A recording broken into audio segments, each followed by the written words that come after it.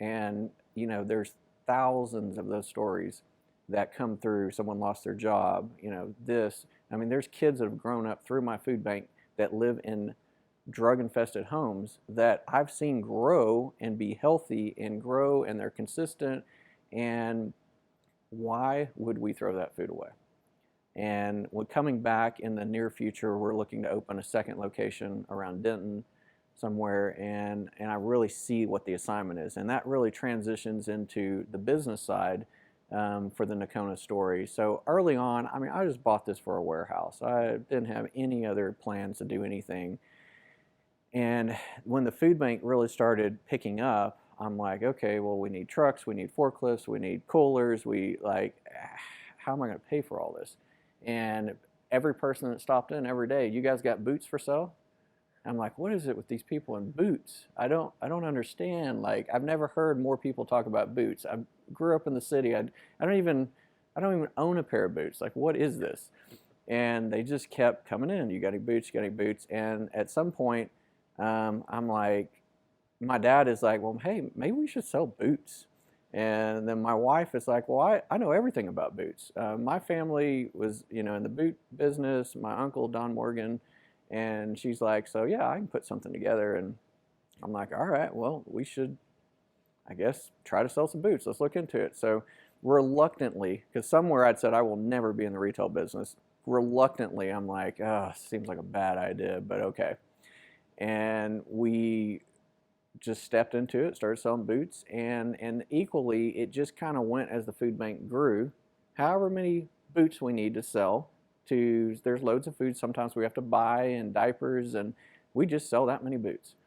And we buy that load of food. And then, I mean, we have crazy stories of people driving past the building, coming back, and I'm just supposed to come in here and give you something and like hand you a check for the amount of the load of food that we need to go pick up the next day, and didn't have the funds for it. And you're like, okay, well, I don't know what's going on here, but I've never seen that kind of stuff happen in my life. And so as I've seen that grow, it really kind of hit a point that it just passed up this boot store in Nocona. And I'm like, okay, now what do I do? Like, I mean, we have 1,000 people coming through, and you know, how do we keep funding this? And that was around the time running, you know, into the Senate race in 2018. And through that journey and getting out and knocking on 5,000 doors, and 9 different counties I went to that are dealing with all the same issues that we're dealing with in Nocona.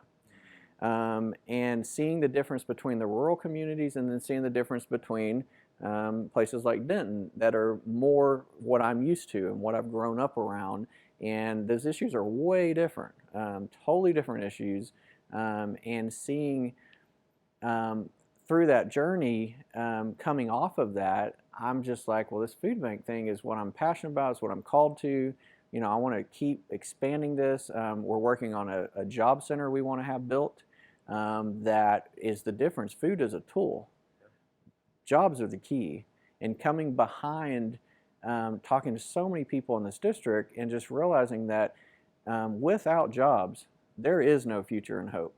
There is no tax base to pay your police officers, your first responders, what they deserve. You want the resources in your community to respond no matter what happens. And in places like Nocona, we've had, you know, different issues coming up with, you have someone working in this building on drugs making 18 bucks an hour, and your police officers making 16 bucks an hour.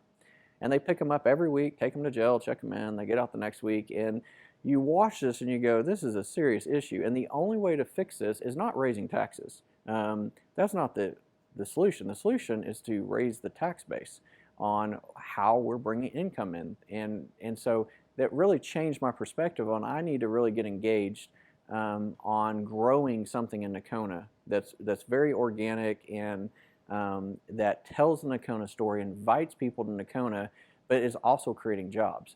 And so after in 18, I've got motivated to open another boot store. And so our second boot store was in Tanger Outlets in Denton County, North Fort Worth. And through that journey, I started realizing that, oh, okay, there's a much bigger thing here. There will be boots made out of this factory again, but I have to create the demand. And going on a just a goal of opening different stores, we now have 12 boot stores. And we just, through some of the things going on recently through COVID, during that season, we bought a building in Roanoke, Texas. We have corporate offices there. We have a boot store there. We launched a new brand, Nocona Coffee. It's doing really, really well. And you know, through that season, when most people are, let's just stop everything, don't know what's going on, just been an amazing time to stay on the assignment, which is to create jobs. And the reason the Roanoke location is so important is that's going to be our custom center where you come to get fit for custom boots that are made in this factory. And because I have 12 stores that can funnel people towards that location, you know, we can create the demand for the product so that we can pay people to make it here in Nocona. And then it transitions into belts and wallets and all these different pieces that Nocona has long been known for on just high quality leather goods.